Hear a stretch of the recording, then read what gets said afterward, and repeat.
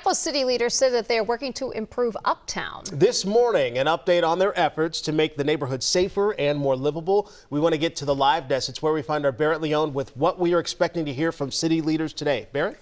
Hey, good morning. In just a few hours, we'll hear from the mayor, the police chief, and community members about the work being done to make the once thriving Uptown neighborhood a better place to live overall. Now, city leaders tell us that this is a layered plan, and it includes expanding the Community Safety Ambassador Program, a pilot program there, along with continued targeted patrols by Minneapolis police that began late last year. Now, this comes after months of concern from neighbors and business owners. There was a huge line back in March to get into a packed meeting. Look at that, where people pointed to rising crime and safety concerns, prompting city leaders and community groups to step in.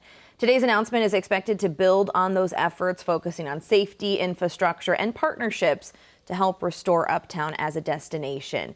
The news conference is set for 9:15 this morning. There will be a live stream of it on the city's YouTube page.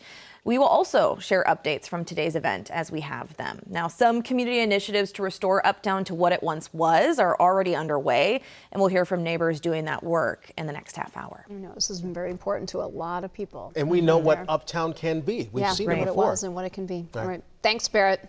Well, people living in Elk River want the old state flag to fly in their city.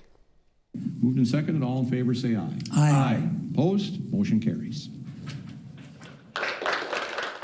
That clapping there, it's coming from last night's meeting. This is when the city of Elk River voted to fly the old Minnesota state flag instead of the new one. The mayor said that over 1,000 people had weighed in. About 75% of the responses were in favor of flying the old flag. This followed a public hearing earlier this month where residents packed the room to share their views. My family is buried in this state, and this flag represents our state. Flying the official flag shows respect for statewide decisions and avoids creating unnecessary division over something that's already been decided. We, the people, did not vote on this. We appreciate our heritage. We would like to respect it.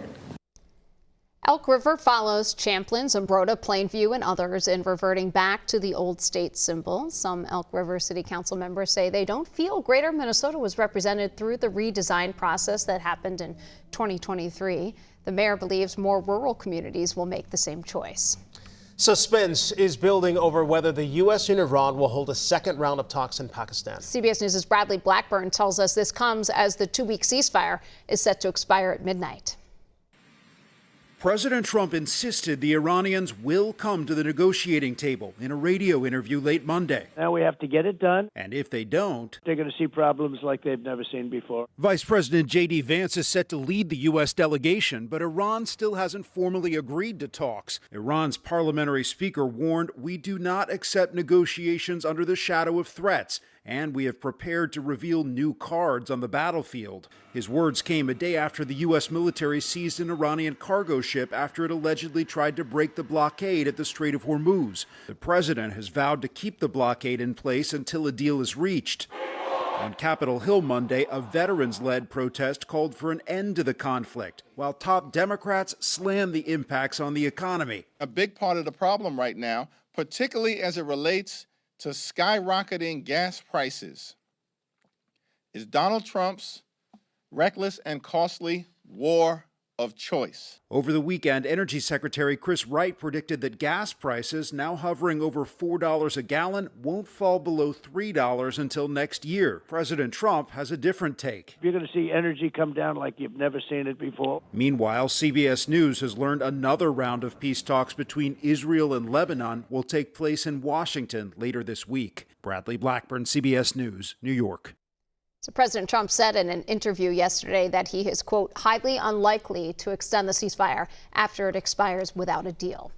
And we know the war with Iran is impacting farm fields in both Minnesota and Wisconsin. Even with good spring conditions, some farmers are choosing not to plant.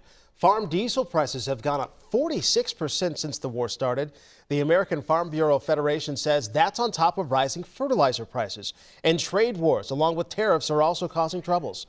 Steve Zank, a farm advocate with the Minnesota Department of Agriculture, says he's seeing more and more farmers leasing out their property instead of farming it themselves, especially if they're older farmers who have owned the land for decades. That's a consideration right now, to look at, well, maybe I'll just step back and let somebody else run it this year. And I have seen it in a couple of cases where they can make more money renting their land out to someone else than they can make farming themselves. Zink says he's also seeing similar cases with cattle, where high prices have some farmers choosing not to buy cattle and leaving their feedlots empty for now.